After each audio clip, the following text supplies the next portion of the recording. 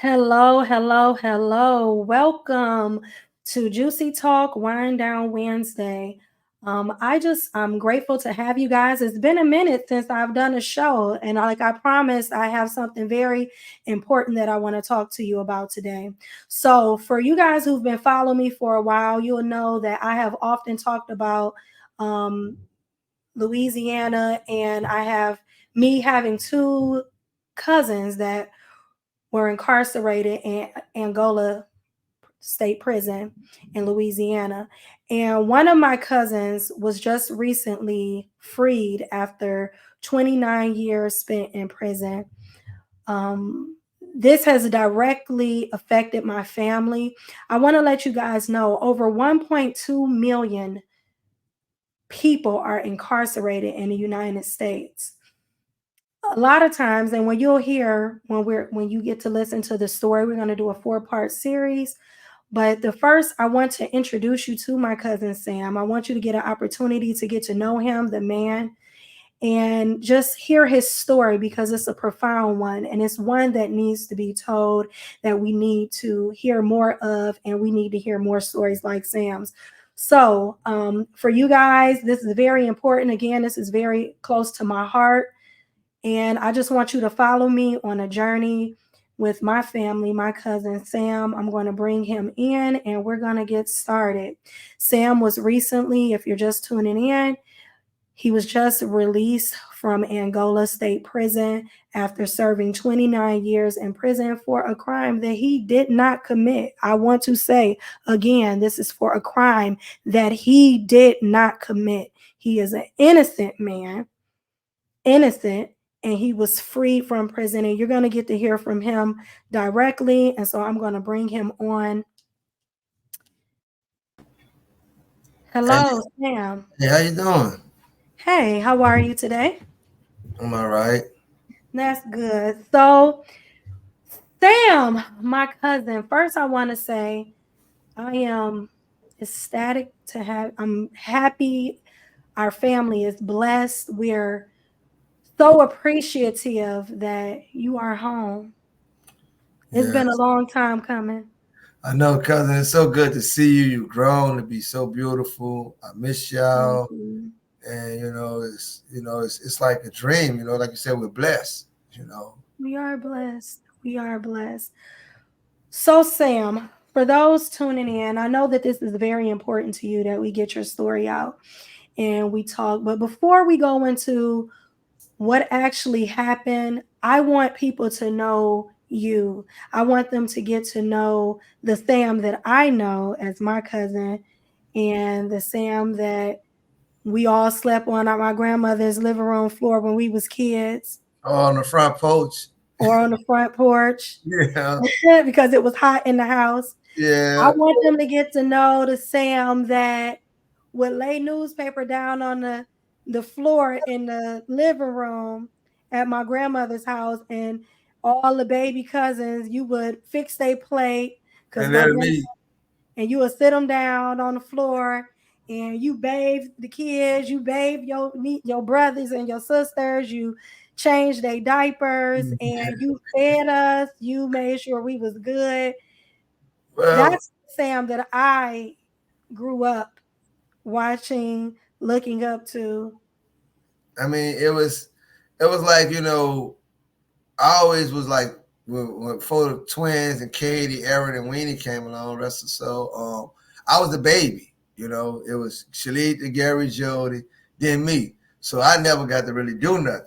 And one thing I do tell people is that I realized that when I had little brothers and sisters and little cousins that, I was like all the time looking at my big brothers and my big cousins like, man, I wish they would help me do this and they would help me do that and they would spend time because these are like adults to me. So that's why I had so much fun spending time with y'all because I knew, this was gonna be cool. This was gonna be me. I get to be the big brother. I get to push the sway. I get to be the one with all the strength. I can outrun everybody. I came up. I got big cousins when we play freeze tag or race. I'm always the last one. So when I race y'all, I didn't know. I didn't want to, really burn y'all. So I'd run, let y'all keep up with me, because I was just having fun. I always want to beat my big cousin. I remember letting I think it was Matt or Hassan, let Mm-hmm. me at something, and how excited they was to know that they beat somebody that was 2 times their size. Mhm. No, I just that's remember you was the go-to person. I know that when we were growing up and you would come up to Cleveland to come visit from Louisiana, I know that you was the go-to person. Like everybody called on Sam. They'd be like, Sam, I need you to do this. Sam, go around to the corner to the store. Sam, go play my numbers. You was like the go-to person. We were yeah. so dependent on you. Like you were your mom's right hand. You was everybody's right hand. Well, I mean, you know, I think the people that were in my life in my formative years, my stepdad, my real dad, my brothers, all the men, they taught me about being a man is that you have to have a word. It's like, and you can trust me to do something, or you can trust me not to do something. That's the type of person I was. I mean, there was no, grandma used to call me man child sometimes. She said because I was a child and a man. And, Yeah. I mean, I could be stubborn. If I didn't want to eat something because I was a finicky eater, I wouldn't care about going to bed hungry. I wouldn't care about getting punished. I just know I'm not going to eat that. And if they asked me to do something family, because I always felt like family was important to me, because most of my friends were my family back then. Yeah. And being relied upon is like my two big brothers. Everybody used to think I was the oldest. And being relied upon, it was just, it just was the natural mantle that they was preparing me for. Well, what's crazy about that is you saying that is because even though I remember Jody and all of your older siblings, Gary, I remember them, right? Right, But not when I was a kid. Like when right. we were kids, it was just Sam, and you felt like the oldest because they didn't come to Cleveland that often because they were adults, and doing their own thing. But you were like, I just remember you being there. Well, Gary and Jody was like Joe was only a year older than me, and for some reason I just was like, what is it called me highway babe? If you crank a car up when I was little, like right now today, Katie and them they laugh because they'll take me on a car trip, and after maybe about 10 minutes, I'm in there asleep. She said, "Hell, you sleep better in the car than anywhere else." And that used to be the thing that if anybody was driving somewhere or they was going out of town, if nobody else wanted to ride with you, go get Sam. I'm like, you can wake me up in the middle of the night, give me a glad bag, you to throw some clothes in there. It might be mine, it might not be mine. I'm not worried about packing. All I'm worried about is I got a seat in the car and we fit to go somewhere. You know. Because I remember a couple times that my aunt Cat, your mom, would be on the phone with grandma, and she'd be like, "I'll be up there in the morning. Me and Sam gonna leave out in the morning to, Yeah. drive to Ohio." And here's the thing. She used to be lying and I used to be sitting there because they was like, well, who helping you drive? She telling them that I'm driving. I never even got behind the wheel. That I No, know. fast as she used to drive, people's like, man, you treat your mama like she's your chauffeur. Fast as she used to drive, I used to always jump in the back seat. She's like, what you? I'm gonna be in the back seat. Oh, Mm-hmm. so Yeah, but Cat. we made so many trips to Cleveland Mm-hmm. driving, and I'm talking about we make it there in a couple of days because we drive nonstop. That's And true. Y'all, I didn't watch y'all make it in like y'all leave out at 8 o'clock and be there by 8 in the morning. I mean, the few times that I did get a chance to drive, she taught me about the highway driving, like when it's raining, getting behind a 18 wheeler to kind of keep the rain off. Different things she taught me about the highway. If you're tired, pull up to a rest area. If it's raining too hard, you can't see. Never be afraid to pull off the road, let the storm pass you. You know what I'm saying? Mm-hmm. The value of listening to your AM radio. Back then, we used to listen to AM radio to know the highway conditions, the weathers, and everything else. Mm-hmm. And I learned all this from my mom. And right now today, I'm working on my driver's license right now, and the people whose diaper I've changed, they're now teaching me to drive. That's cool. And it's a lot. So I had a lot going on in life. I had a good family network because I was close to my family in New Orleans. I was close to my family in Cleveland. I was close to my Mm-hmm. family on my daddy's side and my mama's side. So it was like, and I just, family. I just say little crazy things and actually live them like family first, family over everybody. Stuff like that. We used to live these rules. Yeah. So one of the things that, so for people who are just tuning in, um, I want to state that my cousin Sam Pate spent 29 years in prison for a crime that he did not commit, that he was completely innocent for. And he went to prison and he served 29 years. Sam, can you tell the listeners that maybe, the people out here are listening, can you tell them how many years you were actually sentenced to? I was really sentenced to 594 years and 6 months, flat, day for day, no possibility And of good time or parole. the crime that you were convicted of, was anybody murdered? Did No, anybody die? no, nobody was murdered. There was one guy that was shot. That he was shot by one bullet. Um, and when Do you you get know further, where? Do you remember where they said he was shot? the bullet. Actually, I have the document. The bullet was supposed to went through a car door, through his arm, out his arm, and through his stomach, out his stomach, and into another car door. Um, Now that's what they said happened, and that's basically what happened based on his medical treatment and everything. Okay, so I just wanted to say again, this is a crime that Sam did not commit. He is free. They gave him 500, over 500 years, and Yeah, nobody died. Do y'all hear that? Not one person.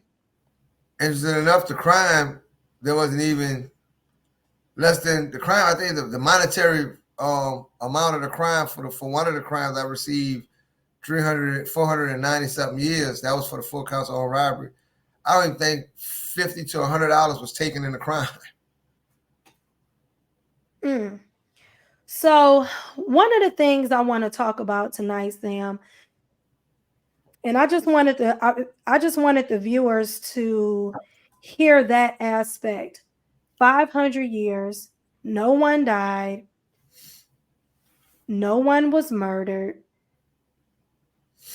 somebody was shot.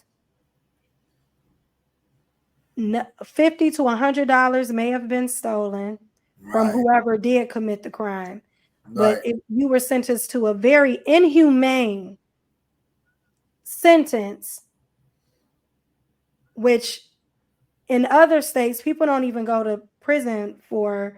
They serve 15 years to life, 30 years to life, but in a person life has actually been taken. But in this situation, this was 500 years. I want to talk about what your life looked like prior to prison. How old were you when you were convicted? I was arrested at 22 and I was convicted at 24, right at my 24th birthday. What I'm saying? I was arrested February 1994 and I went to trial June 1996. And I want to talk about what was your plans for your future at that time. You were a 22-year-old man. What were you planning for your life before this tragic incident occurred? All right, I had just got back to New Orleans. I went out of town to Guthrie, Oklahoma, to Job Corps, and while I was studying culinary arts, and I had just started getting affiliated with welding. I was about to switch, but I had to came. My mom got sick. I had to terminate to come home to help her with the twins because Joe was in the army. He was going overseas. Shalita was overseas. Gary had some stuff going on where he was no longer part of the household. He was no longer in the state. So mom was sick in the hospital, and I called, and it was like, um, we know we got some aunties that are not related by blood. They're aunties through honest love. Mm-hmm. And one of our aunties, Laverne, told me that my mom was sick and that she was over there checking on my little brother and them. So I actually went to the office and I skipped class for about a week because they wouldn't terminate me because I was doing good. They were talking about sending me to Treasure Island, California to do some chef school. I came back, helped my mom out. I was still trying to get myself back on the right track educationally I was going to night school and I took the test to join the military because my brother had just got shipped to a war zone. And I was like, he's my big brother, but he's shorter than me. So I always was like his big brother, Jody. So I'm like, he's in the army, he's overseas, and all I know is that in my mind, I'm not fully understanding that. I'm finna join the army, thinking I'm gonna go exactly where he's at. You know, in case something happen, I'll be there for my big brother. And that I missed the test by I think like 1 or 2 points. And I want to go back and get my records and see what I missed it by, but I had to wait like 90 days to take like a retest. And in the process of me waiting for that, I was looking for a regular employment. I was unemployed at the time, but I was going to night school trying to finish my education, and I just started a little job that was cash money, like a temp job that was paying you, for a and day's work. yeah, and they was actually sending guys to, well, we were scaling ships, and the guys I was picking up debris, and he was like, I seen the guys welding. He said, man, you want to weld? He said, I can send you to welding school through a place at Avondale Shipyard. And I said, nah, man, I'm just gonna do this here, scale ships, and everything. And it was like, that's that. And I met, being young, nice looking guy, dressed nice. I go out, to like the game room, Canal Street, Riverwalk, the mall. So I met a lady, a young lady, and I went to visit her one night, being at that age, and I left her house, and I've never seen outside of a prison again. I went on just like I don't know what y'all call it these days. Back then, we had cable, Cox Cable, and they had HBO and Showtime. I remember Cox Cable. Yeah, so we just sat there under the AC with the lights out, watched the movie. I think we watched the movie, cuddling, kissing, dating, just so you know. I left out the house, walked down the step. I never forget. You say hindsight's 2020. I guess the best thing I can say was that I was thinking that, damn, I had a good day. I mean, everything that day, seemed like it was just at that moment. I was like, it was a perfect day. It was a perfect day up until that moment that I decided, and they say decisions. I could have actually spent the night while I was at that night, and I chose not to. And why didn't you spend the night that night? Just curious.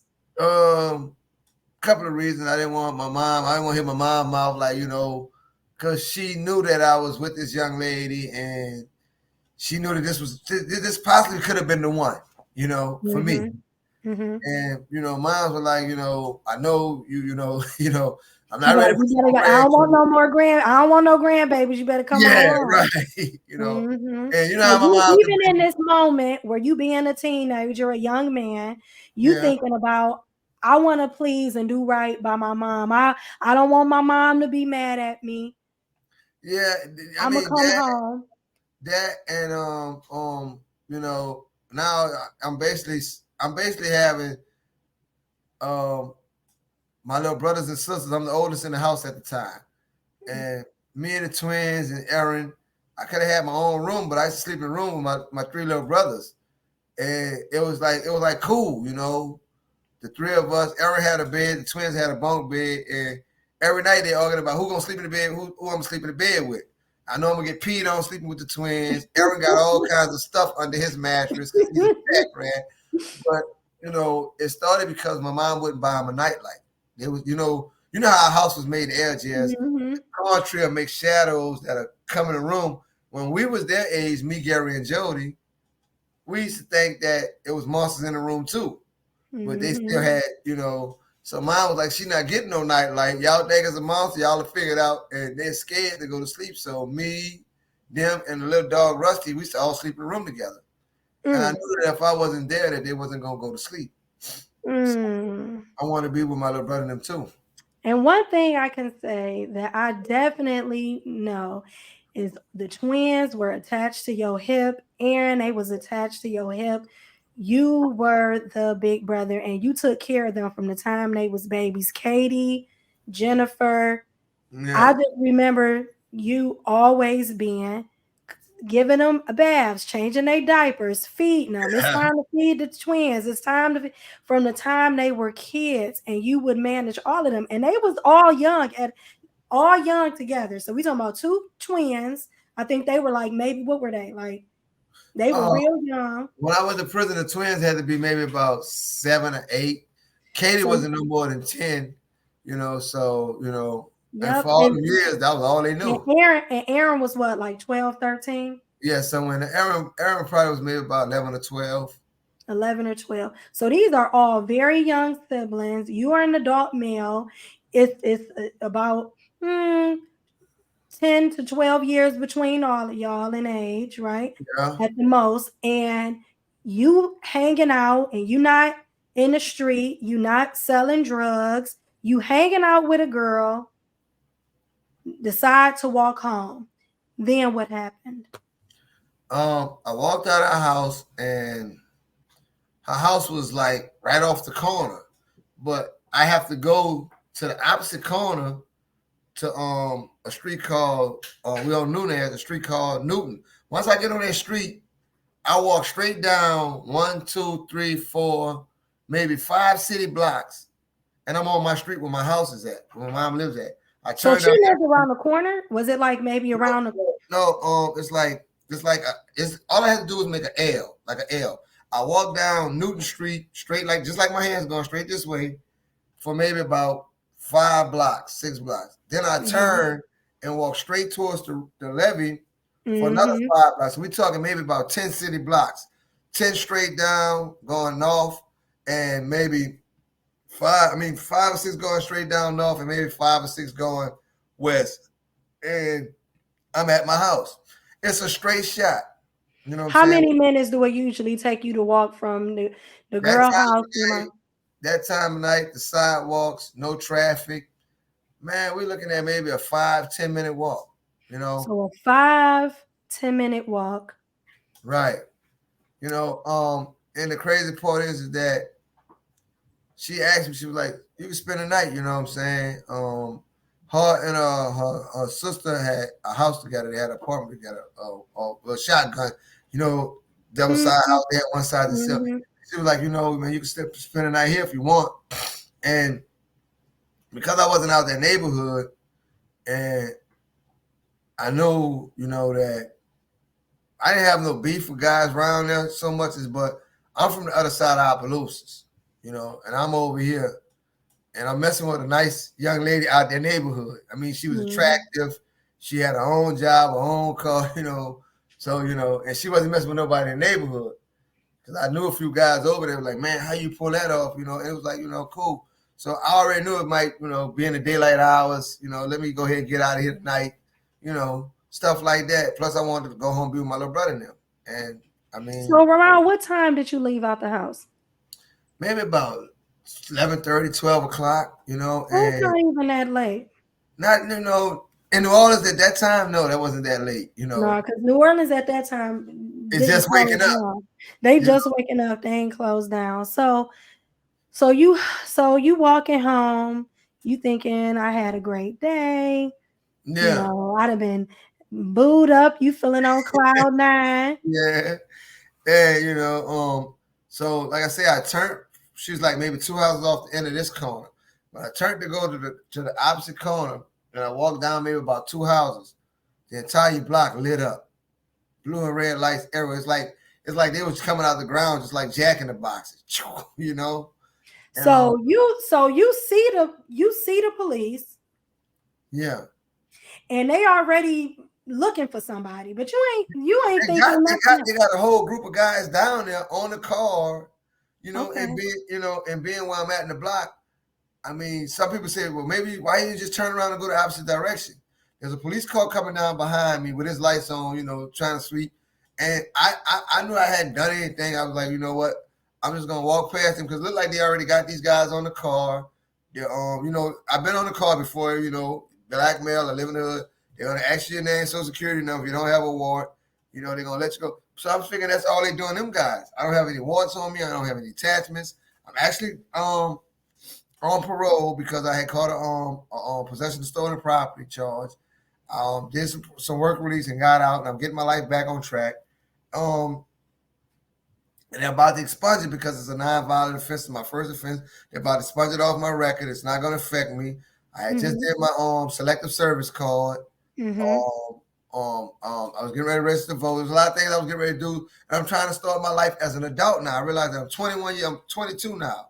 At this time, 21, you're old enough to buy a beer. And back then, if you was old enough to buy a beer, you was a full-fledged man in the eyesight. So now, me and this young lady, we're starting to talk about possibly moving in together. I was working at a bargain center. I had my first job where I was paying taxes. I found out that the government get a dip, the state get a dip, So I'm working for a place called Top Gun Bargains. I'm earning a paycheck. I opened up a savings account with Fifth District Savings and Loan, and I mean, I'm just really starting to You see. was a young kid trying to start your life. Right. I'm just And starting you to. didn't do anything wrong. You just leaving a girl house. You didn't have any reason to fear or have any fear in this moment Right. because you's like, I'm an innocent person and I'm literally just walking up. I'm just a Right. black man walking down the street. Right. So now here's the thing. Like I say, there was on the car, but there was no lights shining because it's dark. There's how edges there's on the street lights like everywhere. Mm-hmm. So the moment I get out the house and I make about maybe two houses down, all kinds of blue lights come on from out of nowhere. I'm like, what the heck? So I kept walking. I'm making sure my situation's safe. And there's some guys right here. And as I'm walking past, I hear one of them say something. And they say, hello, the police are pointing guns at me and say, get on the car. So I What did know they say? they just two guys jumped out. Detective, I found a lady was a detective and a patrolman. They draw their guns on me. Don't move. I was scared. I'm like, it's dark. I got my hands up. They put me on the car. They made me lay face down on the car. The hood was like almost burning my face. That was something they used to do back then, make you lay your face on a hot hood, see how long you could take it. And I hear a guy say, yeah, that's the one, say he says something. He says some stuff about take your charge and B take your charge. And next thing I know, I'm being arrested that night and charged with maybe 13 capital offenses.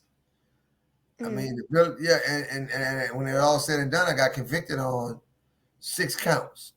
I was charged with 13 counts of my original bill information. And the counts that I was charged with, I mean, it's crazy because some of those charges that they said never happened. So a black man walking down the street, leaving his girl house, some random person say, hey, this you a random guy walking down the street. The police And already had this guy, and he said, that's the guy that did it. They already have him. And when you get more into the story and find out what all they did when they had him, he was this close to being arrested for the charges that I were arrested for. And basically, he is there's a 90% probability that he committed the crimes that I did the 29 years, which computes to 10,739 days. That's the exact amount of time that I did in prison, for something that I didn't do. Yeah, at the time I'm like 5'7.5", maybe 5'8". They're looking for somebody 6 feet tall, 220 pounds, heavy and stocky build, and I'm skinny Sam. I look like they say I look like a broomstick, like the little stick men. I was all straight lines, and so it's crazy, that I went through that, but it's been a humbling experience. So they booked you, they took you to jail. Did they allow you to call your mom? They allowed me to make one phone call, and the time that I did get the phone, my mom answered, but she was a little groggy. Actually, I was in central lockup 3 days before I got another call for her to understand that I was telling her I was in prison. And mom was upset because the charges that they charged me with, attempt murder, I had a couple of attempt murders. I had a slew of armed robberies, and When they arrested you that night, did they ever find a gun on you? they never found the weapon used in any of these crimes ever. There's a description of a weapon. Um, Now, interesting enough, the description, the night of the crime, a person said, well, I don't know what kind of, you're a gun specialist, you're an armorer. You deal with guns every day, but you say you don't know what kind of gun you got shot with the night you got shot. And then So you come back. I know that's something that I don't really want to. Yeah. We gonna table back because I wanna bring something up. So you called your mom. You let her know that 3 days later she realized because my aunt at the time, your mom, she was sick. So you're at home. She find out you're in prison. Then what happened? All kinds of bondsmen went to contacting her about because she owned her own home, putting up her property to bond me out of jail. My bond was like a couple of $100,000, you know. Once they got past 100,000, I was like, well, ain't no sense of thinking about bonds. So, and I was telling my mom, look, don't put your house up, because I didn't understand the bond process. I had never had to deal with the magnitude of those charges. So now I'm in prison. I'm charged. I'm arraigned. And what did they charge you with? 9 counts of armed robbery, 2 counts of attempt armed robbery, 2 counts of attempt murder. And all these crimes happened on different days. And it was like a whole bunch of different victims. And I went that night, I was charged with all these crimes. And nobody had identified me yet. No victim had said, hey, that's the guy that robbed me or shot me. So the police did not have a guy in the car to say, hey, can you identify him on the scene? There was none of that. It was just a guy that was on the side of the street. It was a guy that was already on a police car. He was already on a police car. Turned around and pointed at you.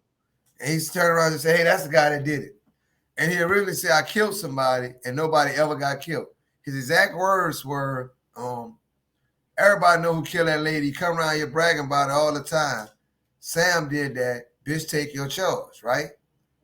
But the night that I was arrested, they wasn't investigating. He said your name? Yeah, he said Sam did that, And here's the thing. The night I was arrested, no lady was harmed that night any crime that I was charged with. So if he's saying I killed a woman, why was I arrested for a robbery? He accused me of being a murderer. But they gave me a whole slew of robbery charges. So I want to talk about briefly. Okay.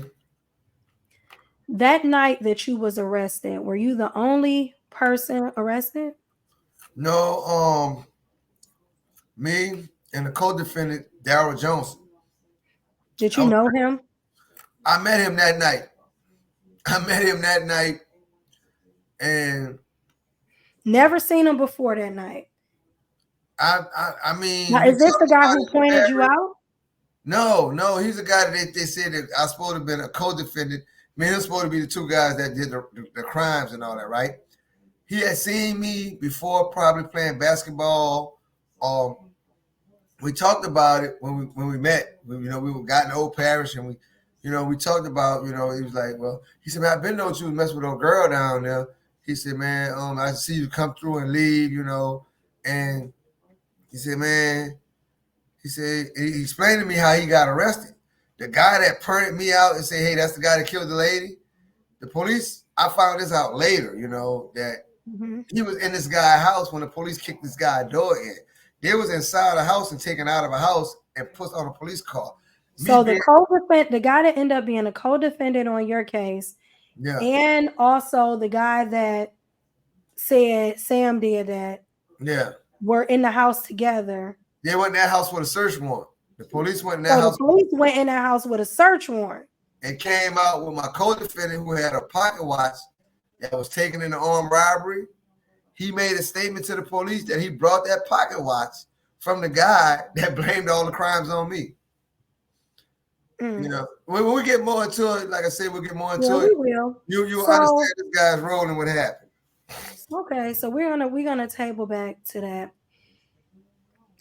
So Sam, Okay. 29 and a half years. And for people, can you just explain to people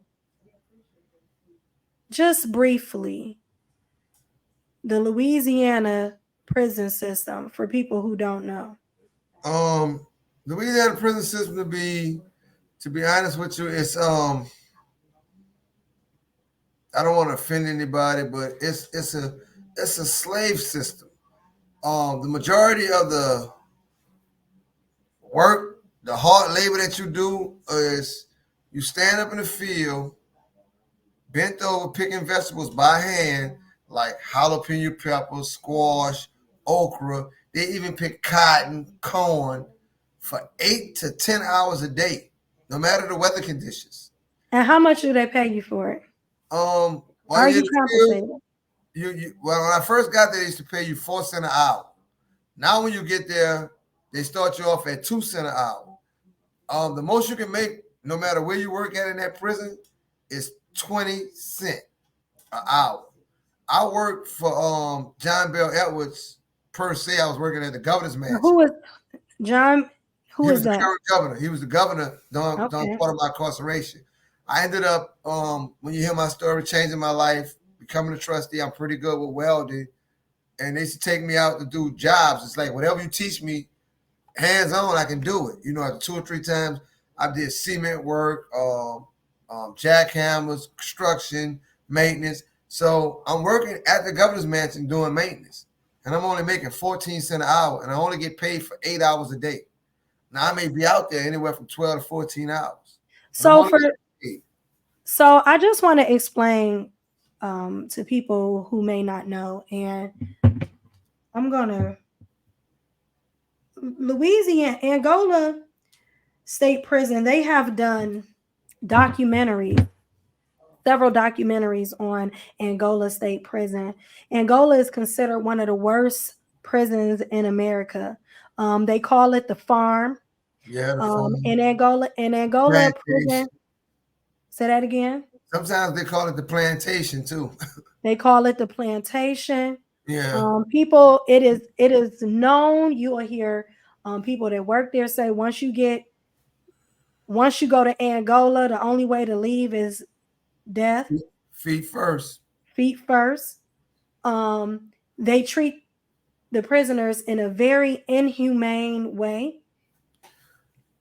And Louisiana being this state known for partying, we have big black festivals that are there, like so many different festivals that are there. So much money comes through Louisiana with tourists, people coming to visit, and you know,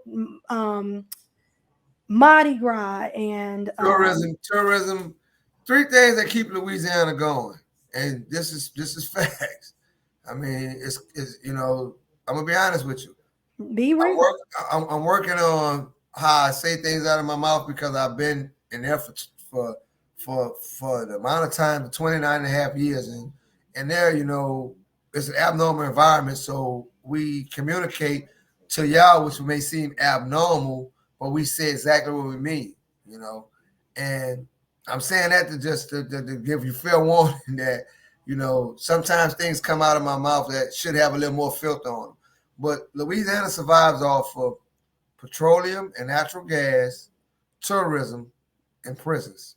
Absolutely. They spend more Absolutely. on prisons in Louisiana than pretty much states that are 2 times the size of Louisiana. And the money that they're putting into prisons doesn't go into prisons. It goes into pockets of individuals that profit off of prisons. So, And do you know if the prisons in Louisiana, Angola prison is a private prison, isn't it? Or no, is it state ran, right? it's state ran, but it's leased its labor out to a company called Prison Enterprise. They own the agriculture. They own. I used to work at the metal fab. They own like the license plates. Every license plate that's made in the United States, they print them up in the metal fab at the tag plant. They make license plates. These guys sit there on the machine. There's guys that lost fingers. There's guys that lost arms working, making those license plates. You think after all these years they come up with a more safer, a more streamlined process, but they've been making license plates the exact same way since I entered that prison November 6, 1996. They've been making prison plates the exact same way. And so for people who don't know about Louisiana's history, they were known for picking cotton, their agriculture, and their farming. That is how they made their money. When slavery was ended, they had all these farms, all of this agriculture, all of these jobs that they had been making this money off of with slavery, through slavery, free labor, and they no longer have the ability to get free labor anymore. So they created a system and laws. They enacted laws and legislation to make sure that Louisiana never stopped practicing slavery. Okay. There was only 2 states in the entire United States that allow for a person to be convicted by only 10 out of 12 jurors. That's what had me in prison. When I got convicted, I went to a 12-man jury process. 2 of my juries felt that the evidence was not enough to convince them that I was guilty. So I was never convicted beyond a reasonable doubt. But Louisiana and Oregon are the only 2 states that allow for persons to be convicted on what they call a non-unanimous jury verdict or a split jury or a 10-2 or 11-1. Now, when the law was first passed, it was during the Constitutional Convention after the Civil War. And it was designed to negate the black voice up on the jury poll system. It was originally 9-3. The lieutenant governor, during that session, they enacted pretty much every Jim Crow law that exists in the state of Louisiana was enacted during that Constitutional Convention of 1878 or something. Mm-hmm. But this was the lieutenant governor when he spoke to open up the legislative session. And you can look it up on like NOLA.com, Louisiana Constitutional Convention. He said, we're tasked to enact laws and legislation to reassert white supremacy over the newly freed Negro in the South. And that's when they determined laws about where a person whose skin color was like mine could own land, schooling, what type of medical procedures they could have done. Basically, they enacted the Jim Crow laws during that Constitutional Convention. And the Speaker of the House, the majority leader, said that we're tasked. You see, Bailey was saying that they had to do something to allow the ignorant white man in, which he was referring to was the white man that wanted to abolish slavery. He said that was the ignorant white man. But at the same time, exclude the newly freed Negro. All right? So now when you read this Constitutional Convention and you understand that these people came specifically to enact laws and legislation to hinder or keep the black man under the white man. You know, they said the exact words was reassert white supremacy. Reassert. And I don't know if people remember. I remember when I lived in Baton Rouge, right, Louisiana. I remember they had just started this no sagging law, right? That if they caught you sagging your pants, it was considered indecent exposure, and they could send you to jail for it and make you do serious time. We're not talking for sagging your pants. And the reason that they did that, it was because there were a lot of black people running for political office, and it was to utilize the disenfranchisement laws, meaning that if you were convicted of a felony, you lost your right to vote. I tell this to every young person. And they made this a felony. They made sagging your pants a felony. I want to say this to all the young people and all the people who do not register to vote, who think that their vote does not count. I want to take this one moment to say this here. if it didn't count, if it didn't have power, if it didn't have meaning, why do they spend so much money in acting laws and legislation to take that power from you? That's absolutely, Sam. I don't That want is to get off subject, but I just that wanted was to a share that. that was a profound thing that you just said, and you're absolutely right. They go through great lengths to stop us from voting. If it wasn't important, they wouldn't even care. That's and I just felt like that. I know how I tell young people that I come in contact with is that when I was your age, I felt the same way, and I wish that people would sit down and talk to me the way And I have a young guys tell me that because I met a friend of my nieces. He was like, "Man, you know what, man?" He said, "Man, I just feel so much better talking to you, knowing that you've been through what you've been through, and here you are. You're not even worried about you. You're telling me that, hey, man, you're young. Your future's in front of you. You know what I'm saying?" And I told him, I said, man, I showed him my voter registration card. I said, I never registered to vote. I never believed I had this power. But then I realized that we're not talking 100,000. We're not talking 10,000. We're talking $1 billion spent to stop me from just going to the polls and saying, hey, man, I want this guy in office. And I wonder, why would you spend so much money for something that's no threat, that's no threat to you, it's no harm to you. That's very And now true. I need to understand, what is this power that they're trying to take from me? Mm-hmm. You And know? why we ain't using it, and that Yeah. our ancestors fought, died, bled, was beat for us to have the right Yeah. to be able to vote. So, Sam, one of the things that I want to talk about now, I know, how many days has it been since you've been out? Let's see. I got out July 14th last month. I've been out maybe the 14th of this month was maybe say 30. So today's like the 22nd.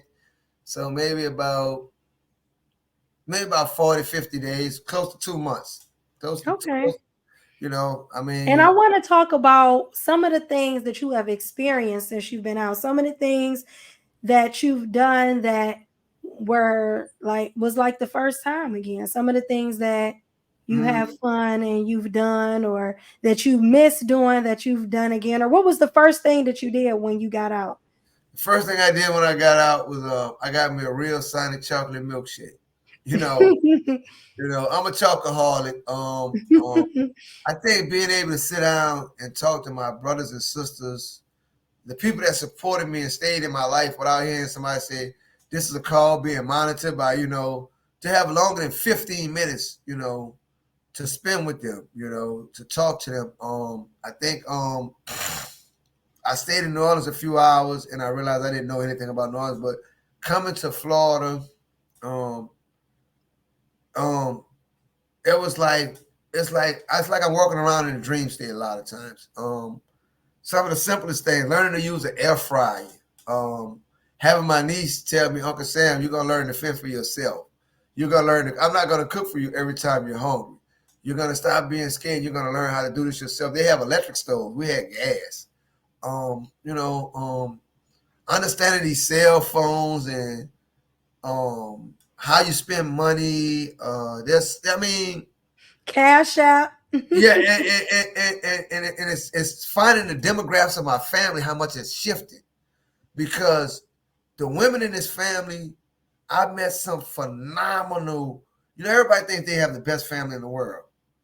I've since I've been home, my family is it's not perfect, but I see the potential for greatness, and I see the phenomenalness of the people that are in my family.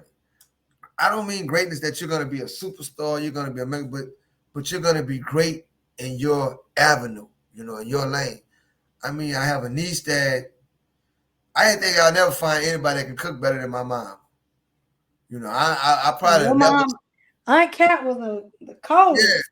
she can do it all: barbecue, crawfish, but Mm-hmm. whatever you want to do, she gonna get it in. Mm-hmm. Well, I have a niece that I think surpassed my mom. You know, Wow. and when I'd probably never tell her that because you know, I just and then she's so funny because it's been an emotional journey right now. Yeah. Like I say, 10,000 days, 29 years, however you want to dress it up. I was in there where one day I'm gonna have to show you. I had a radio. We call it a Cam J. This is the most high-tech gadget I had. It only took one AA battery. When I got out, it has headphones that plugs in. I showed it to him. I made a mistake, and I had brought one of them home with me. And I showed it to my niece, and she was looking at me like, what in the world is this thing here? And I'm telling her, I said, stop playing with me. And I realized that she had never seen something that doesn't have a touch screen. And I'm like, wow, I'm like almost up in Giza. I told her, she tells me that, she said, Uncle Sam, you're almost up in Giza status. I say like an old geezer, and we just joke and we laugh because she really helps me, and seeing the world, the cars, the going into the stores and trying to check out, and there's nobody there to check you out. You do it yourself now. I'm like, whoa, this George Jesse for real. It's like it's exciting because it's like every day it's a potential to learn something new. That's the thing about prison that a lot of people don't realize is that you don't have a choice about what you can learn, what you can eat, what you have access to. I haven't seen an R-rated movie in 29 years legally. Now I've seen some bootleg R-rated movies, prison being that, but and me and my friend was talking today, and me and a young guy was talking today. I said, my biggest challenge is right now? Trying to find out what is freedom. I've been gone so long that, at times, I'm worried because that place takes a lot of your humanity from you. It tries to. And I fought it. I'm not bitter. I did 29 years of my life stolen from me, and I can say I hate this person, I hate that person, but I still be in prison if I was saying that. I'm free. I'm so free that nobody has any ownership in me but me. When we get further down the hole, you understand that I answer to nobody right now. I'm what we prisoners say, people that have been in prison, I'm free. I'm free from man, and I'm free from myself. Only person that has ownership in me right now is God. That's real talk. So you know the story, and we're gonna share with the viewers later on. But yeah, after all this time, knowing that I could be filled with regret because there was so much I could have did with my life in the last 29 years. I could be filled with regret. Sometimes it'll creep up on me, and I'll see it coming, and I'll just get out of my element. I'll go put on some music, or I'll go talk to the dog, take him for a walk. I'll go outside at night and do something I haven't done in so long. I'll just go outside, just look up at the stars, or walk out and see what kind of wildlife. Because where I live at, it's like the boonies, and I mean, there's like deers and bobcats and owls, So, and it's kind of hard to try to determine what's going to be freedom for me because I didn't develop. They say you stop developing at a certain age. You're always developing. People are always influencing your life, or you're influencing their life. You can be an impact on somebody, and somebody can be an impact on you. Well, there are normal impacts, what I have out here now. I mean, the people my age that are normal. But I lived there where everybody was abnormal. Even the so-called security officers. I lived in a cell for years at a time that was no bigger than the cheapest motel you probably ever seen closet. That's solitary confinement. I lived in that so long, most psychiatrists would probably say, man, he's crazy as a Bessie bug. But, I don't think it made me crazy because it gave me opportunity to use my mind. I've read so many books. I've accumulated so much knowledge from just NPR, reading nonfiction, listening to the various things. I've even sat there and I've exercised my mind to go back, take a whole day and go back to your earliest memory in your mind. I did all that to keep from going basically crazy, because it's different when you're in prison and you may be like, well, I got a real deal, but I did do this. You know how hard it is to sit in prison day in and day out, and it doesn't make any sense to say, okay, I'm innocent because everybody here is saying they're innocent. So why would you believe me if everybody else is saying the exact same thing, except he got caught with a head, he got caught with this, No, I'm innocent, and I always wondered, the the people that love me and never turn their back on me, do they really believe me when I tell them that I'm innocent? And my baby sister told me at 10 years old that she was gonna get me out of prison. Out of everybody in my family, she never, ever once stopped fighting for me, stopped praying for me, And I tell her, that I'm walking around today and I feel weird a lot of times because I know I am a miracle. You are a miracle. You are a miracle, Sam. And one of the things that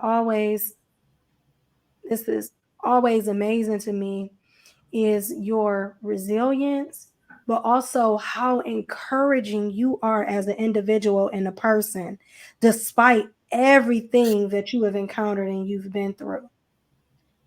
Because I had made, I don't tell a lie. When I first got in prison, I was full of piss and vinegar. I'm not. My mom died as soon as I got there, right? So I was hold that thought, Sam. I need to do something. Okay.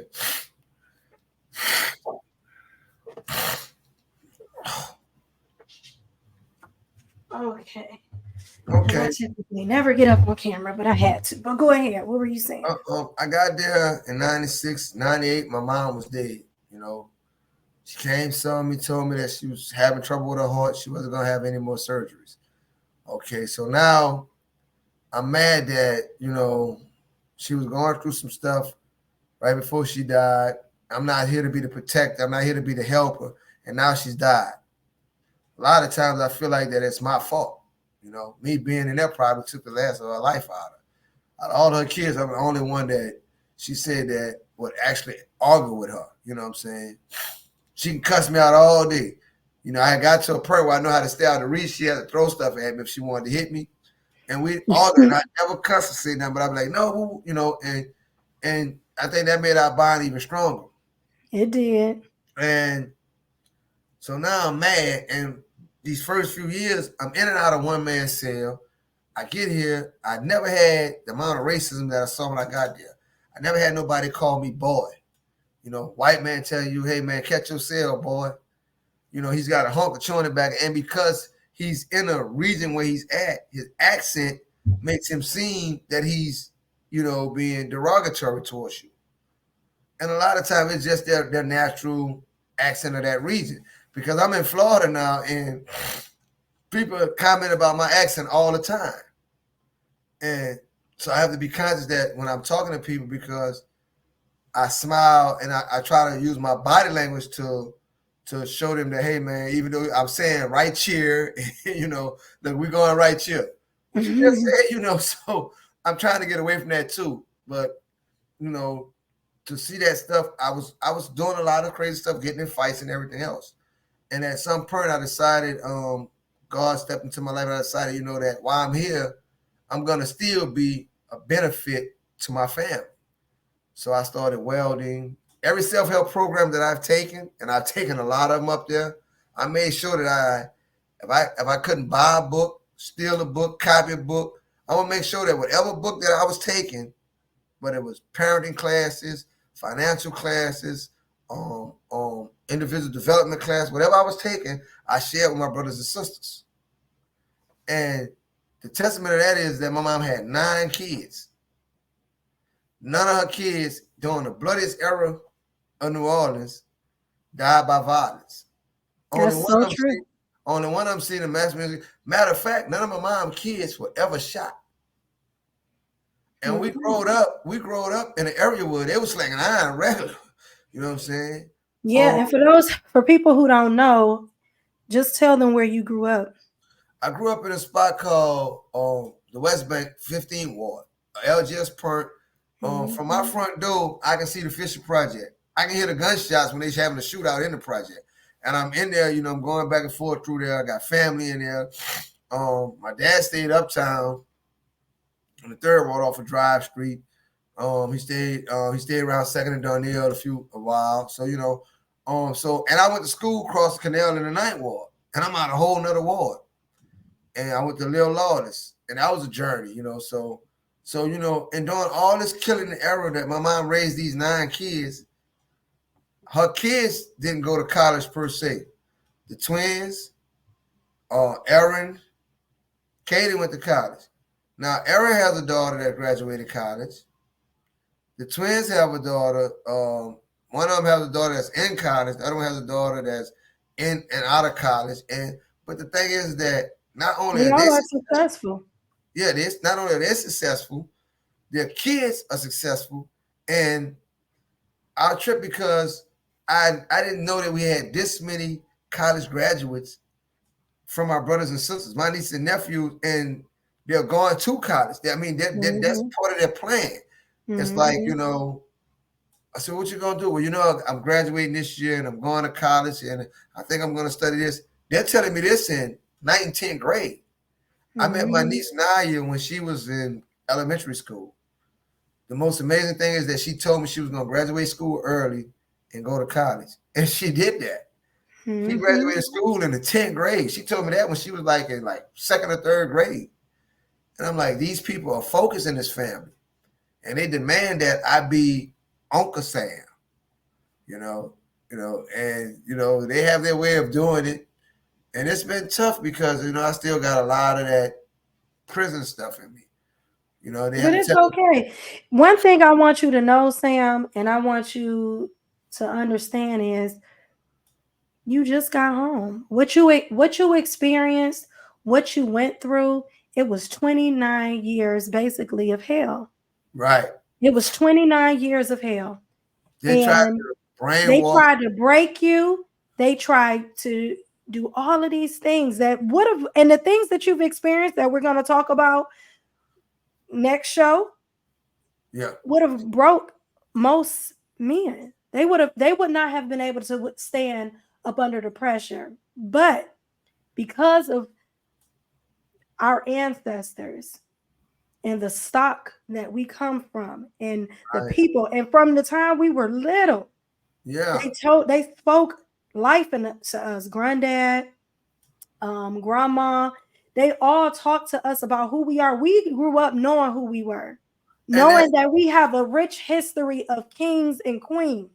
and not only that, I tell people this. My last name on my dad's side is Pate, Pate. We used to say Pate when we was young. But you can go back to my grandfather, who I'm named after. They gave me his first name, to my great grandfather.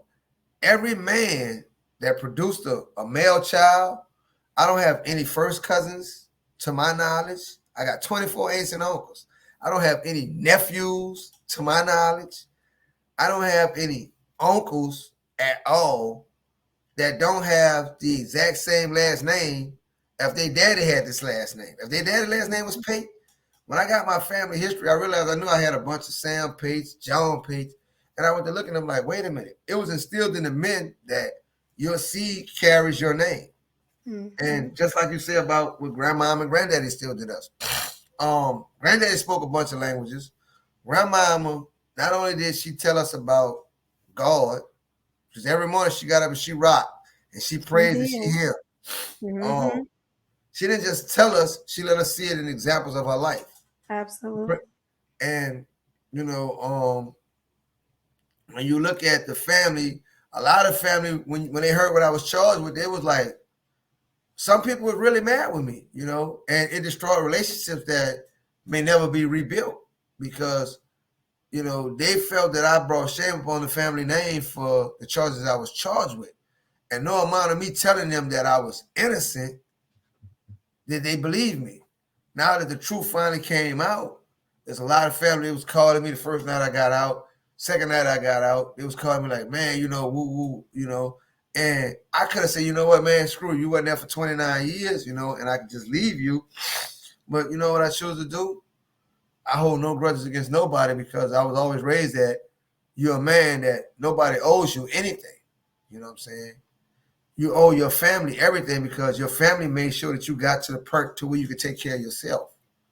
And I see it, 9 kids, your husband dead, there's no, there were people that helped my mom behind the scenes that I may never know about. That's Mm-hmm. in this family, and that's, and, because you don't tell kids anything. That's like now, the family I'm in now, they communicate to a way that I wish my family communicated. Back then we didn't know that Aunt Nate was coming to stay with us because my mama was having heart trouble. She could barely breathe. Her asthma was acting up, and she couldn't, manage her household. It's like now that the family I'm in now, they talk about everything, the birds and the bees. We deal with a hodgepodge of stuff, and certain things that I have old fashioned views about. And they laugh at me. They're like, Uncle Sam is different now, and it's crazy because I have to adjust to that, and I'm no Well, one longer thing I would say that in our family, what I feel like we have the ability, like I just remember I wanted to just touch on what our grandfather always taught us. We grew up hearing that we were kings and queens. right, Yeah, for those that don't know, our grandfather, he was from Ghana. He was Ghanaian and he spoke several languages and he talked to us constantly. We did not come from a history of slavery. That right, wasn't our only history. He was able to tell us that this is not how we live. This is not how we are in right, our original state and our original country. And it's shaped and molded us. And when you have been taught that from the time you were a child, that you did not come from slavery, that your history doesn't start at slavery, but where you were from, your yeah. family already, it was kings and queens. We were people of stature And, and and, and greatness. that's the amazing part. Like I said, if you look up my family history, my granddad lived and where I was in prison at, that's where my dad's family was from, basically, in that area. And that he owned his own land, his own car as early as 1923. I was like, wow, he was listed as being able to read and write and eat his food with a spoon and fork. That's on my dad's side. He was a traveling musician. On my Mm, mom's side, my granddad, he seen the entire world before I was born. He was a longshoreman. He traveled all these countries. Like I said, he spoke all these different languages. yes, he did. And, you know, He got a whole story in and of yeah, itself. Just even him working for you know, yeah. And being he an got on interpreter. with this, making this kind of money early on when it was legal for them to discriminate. There was no such thing as discrimination laws. He was treated Mhm. fairly and equally when it was still legal for them to discriminate outright. Because he was so intelligent. Right. And he And, could not deny his intelligence. and that's something that used to really hurt me in prison was because I realized my thirst for knowledge. I wanted to take a Spanish program. I wanted to learn Spanish because there was a lot of Latino guys coming in there and we were real good. I'm good with the Latino brothers. Shouts out to y'all brothers, Latin American Culture Club and everything. But I wanted to be able to communicate with them and they wanted to be able to communicate with me. And I always did want to learn Spanish. And then security said that's a threat to security. I'm inside a maximum security institution. Nobody has ever really escaped. They brought some Army Special Forces dudes and let them out and say, here, see if y'all can get off this terrain. There's no fence around this prison. It's just a natural barrier. Alligators, rattlesnakes, terrain. Nobody, Special Forces guys couldn't do it. What threat do I pose to security just because I want to learn? That's like being, there's stuff like they say the cage bird sang or the road that grew through the concrete. There were books that I got papers from my lawyer, but she was sending me books, words, and they was denying my book, saying that they were a threat to security. They didn't want me. That made me want the book even more so because what's in this book that's so dangerous to you? What are you afraid of? Is this a different ideology? I couldn't read Nelson Mandela, A Long Walk to Freedom. I Mm, finally got the book and read it nonstop. It's like a couple of thousand pages till my eyes was leaking water because I was so scared they was going to come take it from me. I kept mm, trying to get it, and they kept telling me I couldn't have it. I don't think anybody understands what it is to know that you're no longer your own person. That at every given time, somebody can say, you, get up, go do this, go here, stay there, eat this. I can determine what you're able to listen to. What's your favorite R&B singer? Somebody that you know when you want to get your groove on, you want to listen to. That one person, you don't have to say who it is, mhm. but just imagine if I tell you right now, you can't never listen to that person no more. I will never allow you legally to have access to anything this person sings. Um, Ice cream. Your favorite ice cream flavor. You could just get up and go to the store and get it. I've been in there 29 years, and I went to a store to get some chips. They were Lay's potato chips. I have only seen 3 bags of Lay's potato chips since 1994. Plain, sour cream, and barbecue. Now, for those of you who have been out here, knowing that, it sounds simple, but knowing that this is normal to you. When I walk in the store and I see that they have all these different kinds of Lay's and hot and spicy cheddar cheese barbecue, that's abnormal to my senses because, you know, it's just never happened. And everything in prison is designed to kill you. The food, the living conditions, the educational opportunities designed to kill you mentally, spiritually, emotionally, financially, socially. There are guys in there that don't know if they have any family members. Not one or two guys, thousands. There's 6,000 guys in Angola. I can show you 1,000 forgotten men. I was a forgotten man for a while. There was a time when I didn't know if I even had family for like 2-3 years. And those are things that the average person in society can't understand, that you have to fight the psychological demons of that while you're there. There's a whole bunch of suicides that happen in Angola that are being written off as something else because even prisoners have their pride. Everybody, whether they admit it or not, when you start doing decades and you say, man, this is all I'm going to get out of life. This is all that I'm going to get out of life, is that I'm going to be in captivity. I'm going to be in bondage. I'm going to be in forced servitude. Right now, I should be preparing for retirement, and I'm looking for a job. All that was stolen from me, and I just refuse to let bitterness, anger, hatred, resentment, I had a dictionary, a collegiate Webster dictionary, and I used to look up every negative emotion. I look it up, and I look up pretty much every word that describes that negative emotion to see if and look for it to show up in my life. So when it first shows up, like I say, hey, you stop right here and you go back. Bring me some joy. Bring me some peace. Bring me some happiness. You know what I'm saying? Bring me some faithfulness. Bring me some humbleness. Bring me some attributes that I can instill in me, instill in the people around me to make the world a better place. Teaching a guy how to read, teaching a guy how to wail, knowing that he's going to get out of here. I'd rather him get out of here and never have to say, hey, you give me your money, than to get out of here and say he's got to go back to doing crimes. And that's what I started making my passion after I got out of my knuckleheadedness. And I also want to impact the people in my family life. There are people that I've just met recently that I've never seen before that I talk to on the phone. I've never seen their face and they've never seen me. But I've impacted their lives just from talking to them on the phone. And I wasn't doing that intentionally. It wasn't a conscious thought. I was just being who I always was, the person that helps the family. I'm the big brother. So I got to help my little brothers even in there. I can't give y'all money, can't give y'all strength. I can give y'all the knowledge that I'm accumulating. And knowledge take you further than any money can ever take you. I just want to, I know that we have a lot to cover, and this is just part one. Right. We're going to do 4 parts because it's so much. You have so much of a story to tell.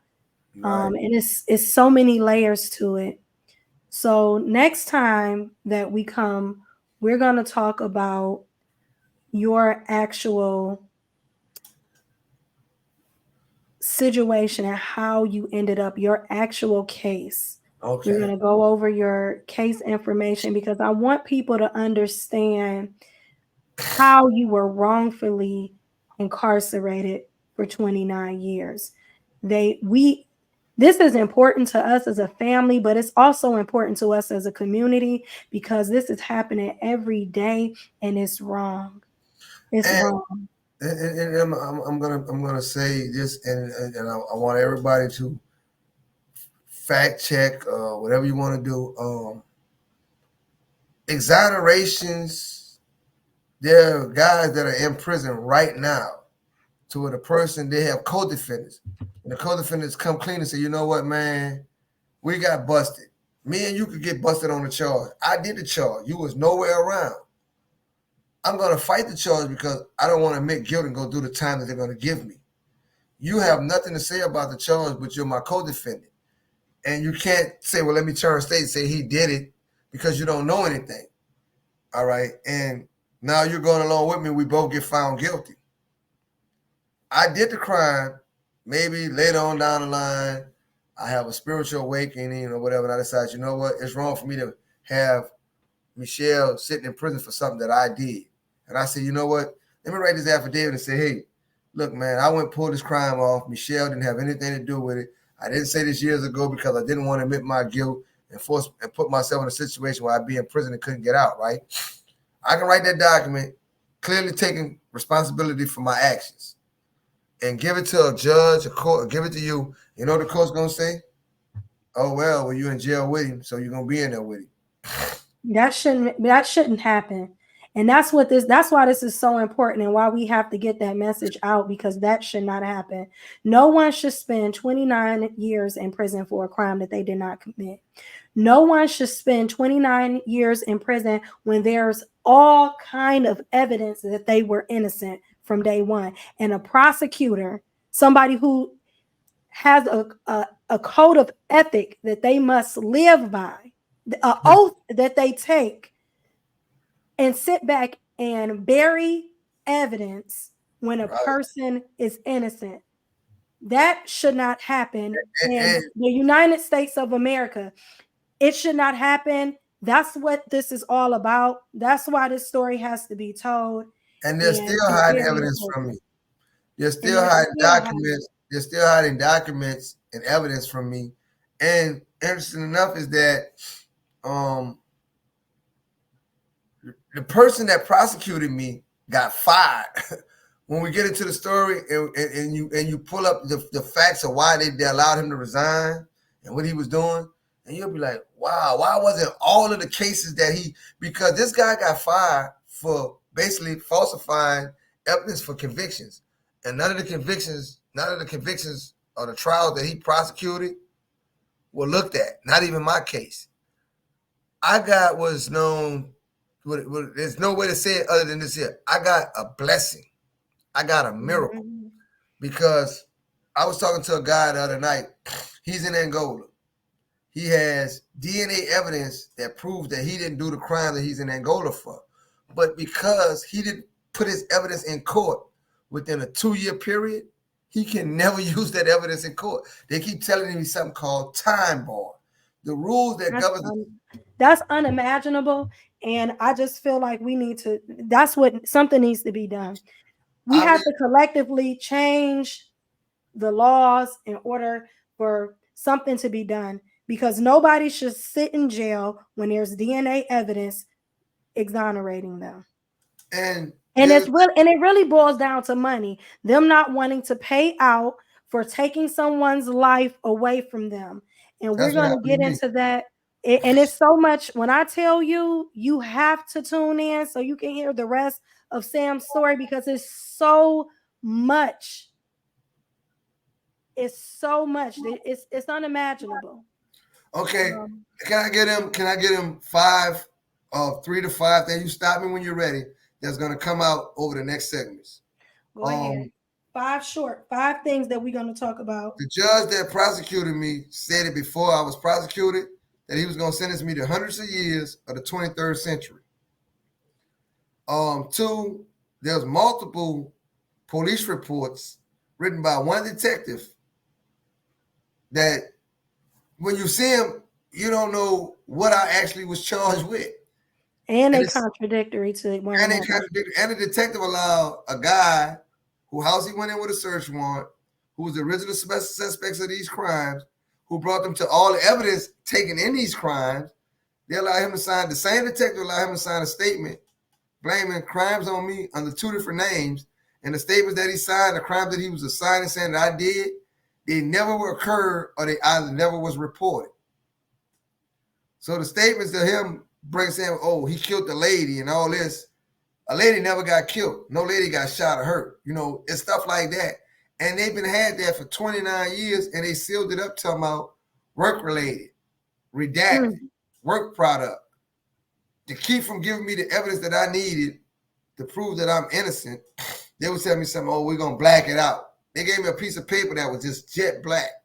We got that paperwork unsealed, and it was a police report that said the suspect was 5'11" to 6 feet, 180, 220 pounds. I only weighed about 145 when I got arrested. So those are things that are going to come out later. So fact 4. What's the fourth thing? The amount of money that was made off of my labor during prison, during my 29 years, they kept half of my incentive pay for all those years. When I left prison, I had accumulated in my savings account $36.50 for 29 years of labor. Not only did I pick vegetables, I was a welder. I welded at the very seat of the state power at the governor's mansion. I can walk to the governor's mansion and show you in Louisiana that cement slab, I built that. Those wells up under that fence, I did that. See that roof up there? I repaired that. See that hole right there? I jackhammered through that. And I was only making 14 pennies, working 12 hours, only getting paid for 8. And then they want to keep 7 of those. In case I die, that's what they say. They keep you half of your incentive to pay for your burial costs and all that, So they're telling you that you're here till you die. We're going to take half of whatever you make so that when you do die, we can bury you. And number 5? Number 5 is that even though I had all this evidence showing that I was innocent, the justice system will never admit that it's wrong. So what they did was they gave me a choice. And basically, how you rush to make a decision? I could have stayed in jail another year, maybe a year and a half, fighting the actual innocence. And it was a 60-40% chance my way that I was going to prevail. And sue them for 29 years, and they would have had to pay me twice because I went to 2 separate trials. Or I had a couple of hours to decide if I was going to continue fighting for that or take a plea deal in which I would plead no contest. I would be resentenced to exactly 29 years, 4 months. Time served, but down to the second. And I would be resentenced to that, and they would keep their conviction. They gave me my freedom papers. I'm on no parole. I have my rights to vote. I mean, I can travel wherever I want. I can do whatever I want. I'm a free man. I understand what freedom is and what I was given back to me. And being in a place of 6,000 people, when I went there was only one prison cemetery called Pernt Lookout. Now they're on like Pernt Lookout 5. Nobody leaves this prison like talking about it. And absolutely nobody, very few, less than 1% leave without having some type of parole or some type of string attached to them. So anytime they want to yank you back into the system, they can. They can't yank me back into the system. That in itself is profound, but it's so much more to this story. I can't wait until we dig deeper. I know that we have to go. We're pre-recording this, and we're going to, when you view this, it'll be on the 6th. But I want to thank you, cousin. Okay. Thank you, cousin. Who I love. I love you too. I want to thank you for having the courage and to share your story. A lot of people would not even want to talk about it. But because you are so strong and you come, I just want you to know our ancestors, they are looking at you and they're pleased and they're proud of the man that you are and the man that you have become.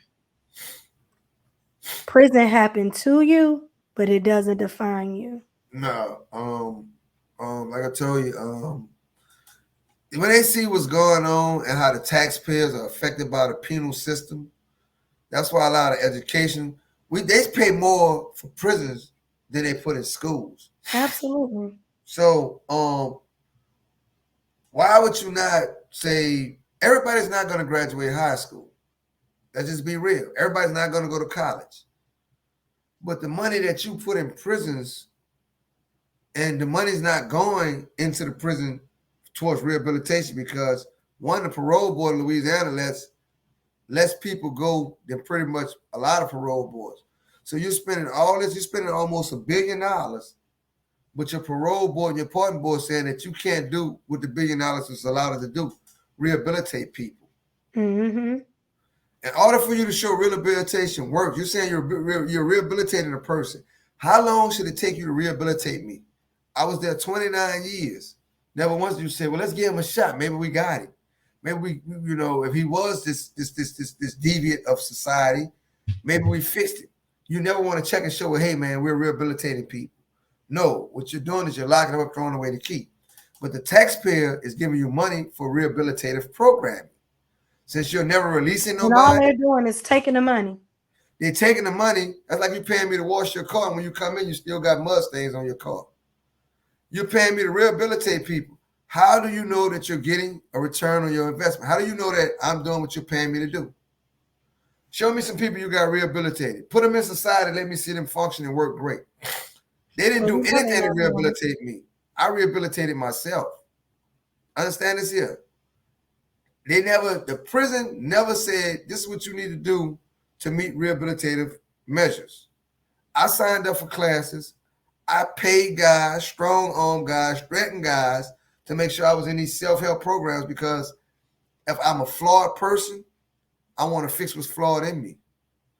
I got to the point where I felt like, I can't go no further down. Only thing left to go to is the grave. And I felt like that I was in prison. They say everybody that's in prison is flawed and unable to function in a normal society. So you have to lock us. You're not locking us up. You're locking us away. You're locking us. You could go to the governor's mansion and work. You can go out in the community to work. You can go to the highways and byways to go work, but you're not fit to live in society. That's the craziest thing I've ever heard. I'm sitting on the side of State Trooper while I'm at the governor's mansion eating lunch. He got a plate in his hand. I got a plate in my hand. He has a fully loaded firearm sitting on his butt. And it's brushing against my butt. I'm jumping like, hey, man, you just goose me or something? Because we laughing and joke. We just being guys on the job. He said, nah, man, that's my sidearm. And when I looked down, I realized, damn, this dude got a big old gun. And there's Boy Scout troops, Carl Malone and a senator come through with his 2 Corvettes. These people are walking around, and they don't even know I'm in prison.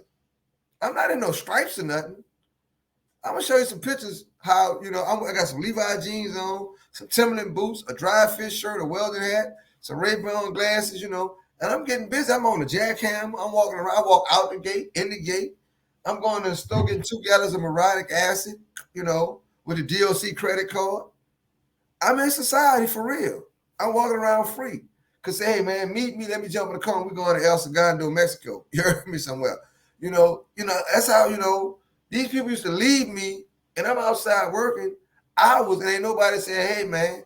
And I go in front of parole board, and they tell me, you're not ready for society. I'm around women and children. I'm around elderly people. But I'm not fit for society. And when you look at Angola, what's so different about Angola is that there's a college where guys are earning bachelor and master's degrees in theological seminary. And that doesn't account for nothing. And I look at Cleveland, I look at Ohio, Texas, California. Dudes go get a GED. And that's like a get out of jail, that shows that they're rehabilitated. You won't put 1,000 people go for parole, less than 5% of them make it. So why are you paying why are the taxpayers putting all this money in prisons for rehabilitation and they're never seeing a return on their investment? That's deep. How can you see a return? That's interesting. So, cousin, we're gonna end it. Okay. I thank you for coming on. We're going to do part 2, and we're going to discuss when we're going to do part 2. But everybody viewing, one of the things I want you to take away from this is the fact that Sam is my cousin, but he could be your brother, your uncle, your boyfriend, your husband, your child. He could be any of those things, and he was and is all of those things to somebody else. And this is the story of a lot of Black men in America, and we have to do something about it. Why are we supporting states that don't support our people? Why are we supporting states, spending our money vacationing in places that are fostering still slavery, plantation behavior? Why are we spending money there? Why are we going to these cities? Why are we bringing festivals there? Why are we doing anything related to Black excellence in these states that are condemning and pretty much have systems in place, laws in place that are modern day slavery? We have to do better. We have to start making a difference, because if we don't, look how far we done went backwards now. All of the laws that they're trying to reestablish now to keep us from being at the table. We got to do something different. We got to do something different. We got to start talking about it, not just talking about it, but we have to start exercising our rights to vote. We have to get our voice out. We have to start being heard. And enough is enough. Enough is enough. We spend billions of dollars a year in this economy.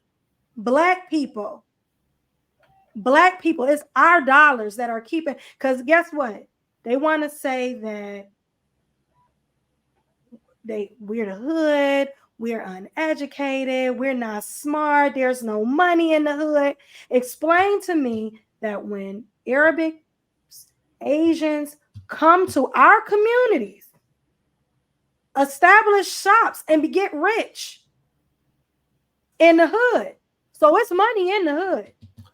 Can I say something about that, Michelle? Cause I'm gonna tell you this too. We as Black people, I think that we deal with issues post. We wait 20, 30 years after the fact to get results. And I isolate no incident because I don't want to offend anybody, but I don't think there's 1,500 guys at least in Angola that's on 9 unanimous jury verdicts, and I don't want them to drag out and say that we're not going to deal with this issue till there's only maybe 50 of y'all left, because them guys are dying off. Keep in mind, there are guys that were there when I got there that are on the same 9 unanimous jury that I was on, that's 926, that are still there because there are rules like the time bar. Our leaders should say, hey, man, here's a guy, you took me off the street 22 years old. I didn't even know. I couldn't tell you 5 constitutional amendments, constitutional rights when I left the streets. And you telling me I got 2 years to file a document to get me out of prison. That you don't even understand. I don't even understand the system I'm in right now. And the system is unfair because when you go to trial, a district attorney has $10,000 to prosecute your case. A state attorney would be lucky if he got $800 to represent you.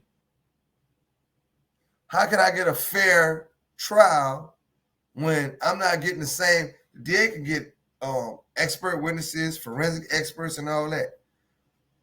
A state attorney can't get that for you. He doesn't have that in his budget allotted for your case. He gets 3 times as much over here to prosecute you as this dude gets to defend you. That's terrible. The justice system is unfair. It's unfair, and it's been unfair, and it's going to stay unfair unless we start speaking up, talking about it, dealing with some of these issues at a legislative level, period.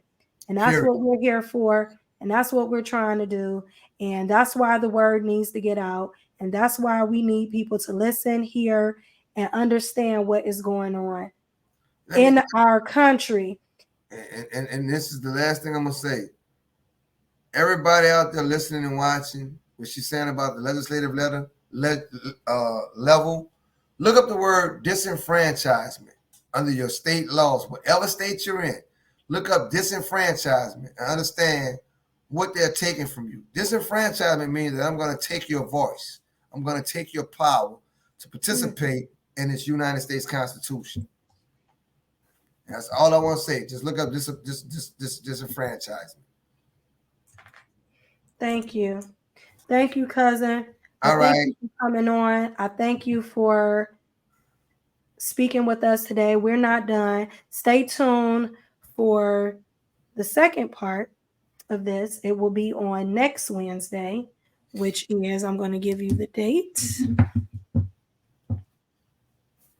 And we're pre recording this, but this is going to go on. Hold on, if I can find my calendar.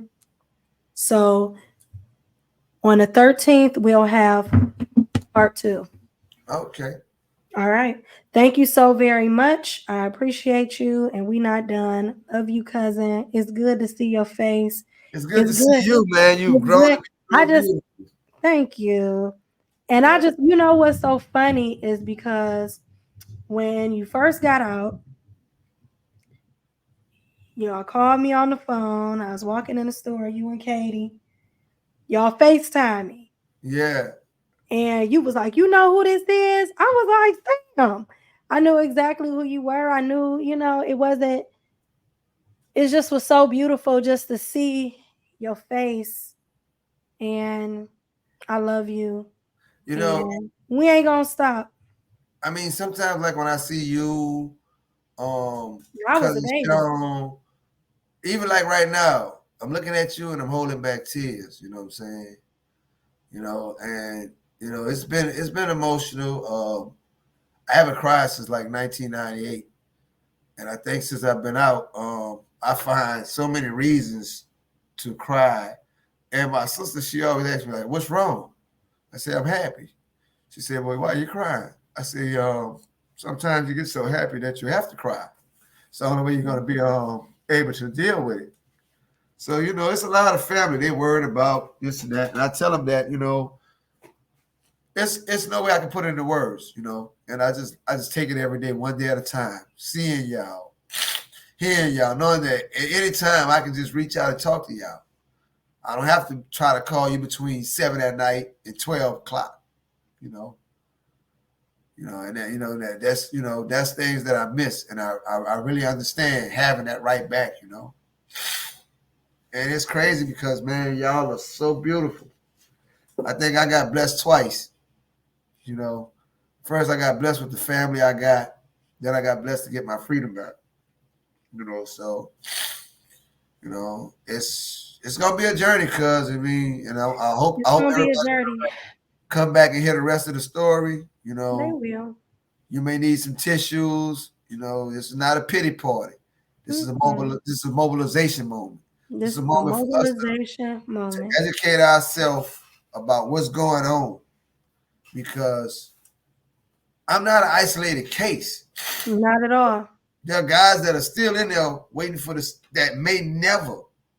They're just as innocent as I am, but they may never get a chance to prove to the people who've stood by them for decades that man, I just got railroaded. I just got messed over by some guys that decided to take a shortcut. Mm.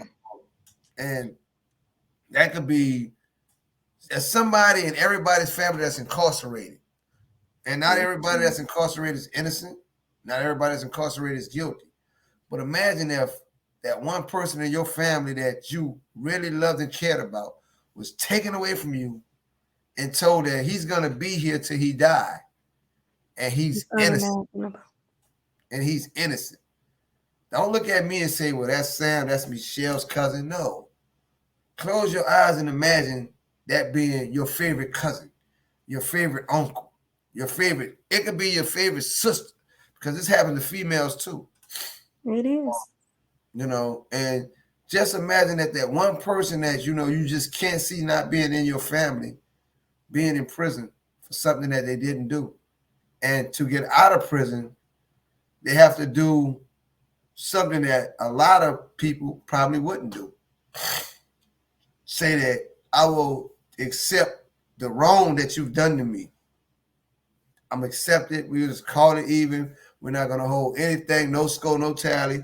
We're just gonna call it even. Let me go, and you can just have what you did to me, and I'm not gonna. Just imagine that. Imagine you being in And, that situation. and just for the people who don't know, I want you, you kind of hit on it. Tell, how old are you, Sam? I'm 51 now. I'm 51. 51 years old.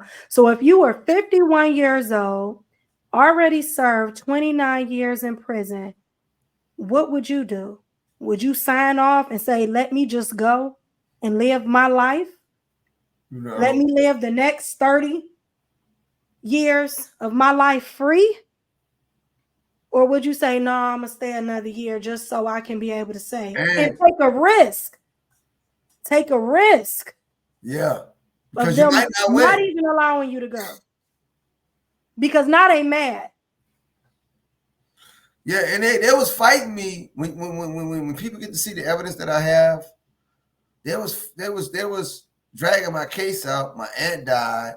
I was blessed to come home and see my uncle before he passed. You know what I'm saying? As a matter of fact, even as I'm sitting here talking to y'all, I mean, I'm still coming to terms that I have to go, that he's going to be Yeah, having a funeral my soon. uncle. And, these people were here. These were the people that first told me about God. These were the people that told me I didn't even want to hear it, when I first got there. And they wrote me every month and sent me a Bible scripture. I wouldn't even open up letters because I didn't want to hear nothing about the Bible. I felt like God had turned his back on me. These were the people that when I was at my lowest moments, when I was like, for whatever reason, ready to give up, basically. Look, I'm through fighting it. I'm not, it's whatever. That's all I'm going to get out of life. I'm going to get out of life as 4 walls, 3 meals, 3 bullcrap meals that, And 12 hours of work.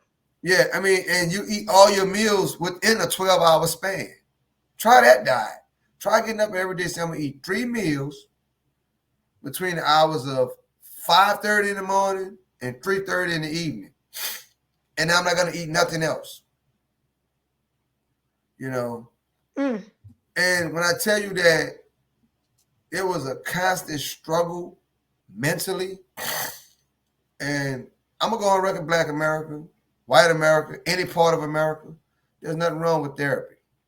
There's nothing wrong with it. I mean, especially for my people that are just getting out of prison, I don't care, Absolutely. how much time you did. It could be more than what I did, less than what I did. If you're having trouble adjusting, and I'm not saying that I have the problems that, the stereotypical problems. I mean, I just get emotional sometimes to where I'm teary eyed because I'm happy. As you should. I think that nobody expects for you not to be emotional. You've been through a lot. Yeah, And not only that, you spent 29 years in a place where you actually, the people that were there were like family to you.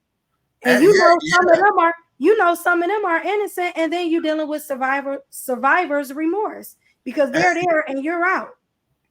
knowing that even do that through all that. I mean, and I survived being stabbed in the neck, being hit in the head, and have to close a wound where you could touch my skull, my actual bone on top of my head with super glue. Because if I go to the hospital, it's like I'm rat.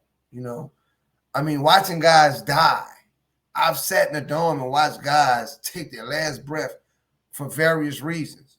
Some were violent, some were just old age. Like, there's a guy in Angola, he's 90 something years old. He can't even get out of the wheelchair. He stands up for exercise and sit right back down. Who is he a threat to that y'all would just keep him in there suffering?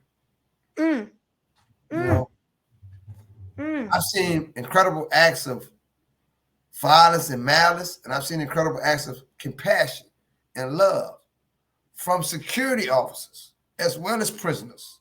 Mm. You know, I've seen every spectrum of humanity. The good, the bad, and the ugly. I've seen it.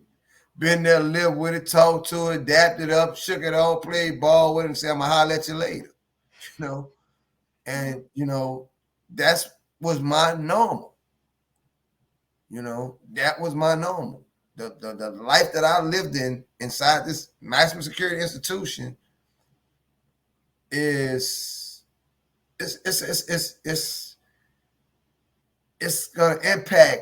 It did not only did it impact my life, it impacted the lives of so many people who've never even seen the inside of that place. Very true. I didn't get a chance to have a relationship with your kids, tell them stories. I didn't get to have all those stories about the trips I missed after I went to prison to Cleveland, when family members got married, or there was a big social event in the family. I didn't get a chance to, there's a whole bunch of stories in the family that I'll never know. That's true. They're taking part of my legacy from me. But despite all that, I'm thankful. Because and we're gonna create a new legacy. Yeah. And we're gonna create change. And that's what this is about. This is about change. This is about legacy. And this is about taking back what is rightfully ours. Like you said, this affected all of us and our family collectively. Yeah. No kids. Yeah. No wife. No long-term relationship. I've never had a relationship that lasted longer than 9 to 10 months. So there's a lot that I realize that I miss out on. And how do I deal with that? Well, we here for each other as a family. And this is just, we talk every day. And this is just the beginning. Yeah. So on that note, we're going to end. Again, we will see y'all on the 13th, I think I said it was. And we're going to do part 2. I love you, Sam. Love you, cousin. And I'll talk to you soon. All right. All right. Okay. Thank you, everybody, for tuning in. I appreciate you for joining us, staying with us for these 2 hours. This was an amazing conversation. Again, part 2 will be September 13th. We're not done yet. We have a lot to unfold, a lot to be told, and a lot to share. This is a story that needs to get out. We have to do something different. I want you to see what is happening in these prisons that nobody is talking about. We got to talk about it. We got to deal with it. And then we got to evoke change, because it's really about the change. Thank you for tuning in to Juicy Talk. Y'all have a great evening. Peace. Love you.